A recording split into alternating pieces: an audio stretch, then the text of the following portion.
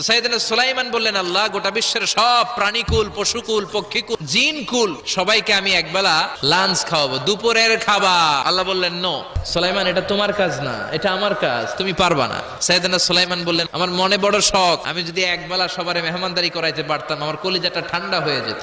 আল্লাহ বললেন, ওকে, ট্রাই করে দেখো পারো কিনা। সাইয়েদনা সুলাইমান আলাইহিস সালামের অনুসারী ছিল জিনেরা। জিনের বাদশারে বলল, জিনের বাদশা, যাও সাগরের পাড়ে 40 কিলোমিটার জায়গার মধ্যে খাবারের আয়োজন করো। জিনের বাদশা বিশাল বিশাল ডেগ পাতিল নিয়ে সমস্ত জিনদেরকে নিয়ে রান্না বান্নার কাজ শুরু করলো। 40 কিলোমিটার ব্যাপী জায়গা নিয়ে খাবার তৈরি করা হচ্ছে। সব যখন রান্না শেষ, চলে এলো সেই মহেন্দ্রক্ষণ। ইন দ্য মিন টাইম সাগরের ভেতর থেকে এক বিশাল আকৃতির তিমি মাছ হা করে ডেকে বলল, সুলাইমান, খাবার দাও। উনি ঘোষণা দিলেন, যাও এটারে খাবার দাও। তিমি মাছ বিশাল বড় হা করে বসে আছে সাগরে।